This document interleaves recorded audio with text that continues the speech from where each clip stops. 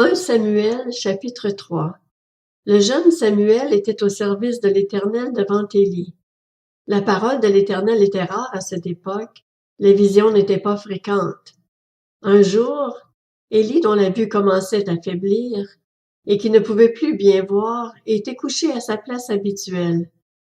La lampe de Dieu n'était pas encore éteinte, et Samuel était couché dans le temple de l'Éternel, où se trouvait l'arche de Dieu.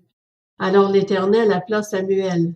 Il répondit, « Me voici. » Courut vers Élie et dit, « Me voici, car tu m'as appelé. » Élie répondit, « Je n'ai pas appelé. Retourne te coucher. » Et Samuel alla se coucher. L'Éternel appela de nouveau Samuel. Samuel se leva, alla vers Élie et dit, « Me voici, car tu m'as appelé. » Élie répondit, « Je n'ai pas appelé, mon fils. Retourne te coucher. » Samuel ne connaissait pas encore l'Éternel. La parole de l'Éternel ne lui avait pas encore été révélée. L'Éternel appela de nouveau Samuel pour la 3e fois.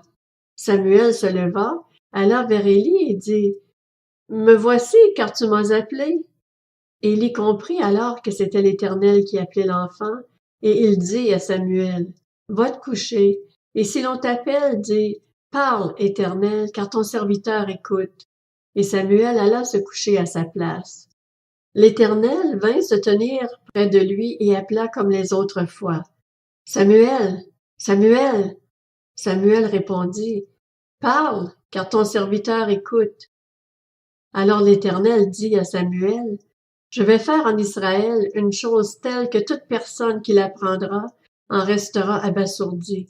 Ce jour-là, j'accomplirai vis-à-vis d'Élie tout ce que j'ai prononcé contre sa famille. Je le commencerai et je le finirai. Je le lui ai déclaré, je veux punir sa famille pour toujours. » En effet, il avait connaissance du crime par lequel ses fils se sont maudits, et il ne leur a pas fait de reproche. C'est pourquoi je jure à la famille d'Élie que jamais son crime ne sera expié, ni par des sacrifices, ni par des offrandes. Samuel resta couché jusqu'au matin, puis il ouvrit les portes de la maison de l'Éternel. Il avait peur de raconter la vision à Élie, mais Élie l'appela et dit, « Samuel, mon fils. » Il répondit, « Me voici. » Élie dit, « Quelle est la parole que l'Éternel t'a adressée? Ne m'en cache rien. Que Dieu te traite avec la plus grande sévérité si tu me caches quoi que ce soit de tout ce qu'il t'a dit. » Samuel lui raconta tout, sans rien lui cacher, et Élie dit, « C'est l'Éternel, qu'il fasse ce qui lui semblera bon. » Samuel grandissait. L'Éternel était avec lui et ne laissa aucune de ses paroles rester sans effet. Tout Israël, depuis Dan jusqu'à Beër-Shéba, reconnut que Samuel était établi prophète de l'Éternel.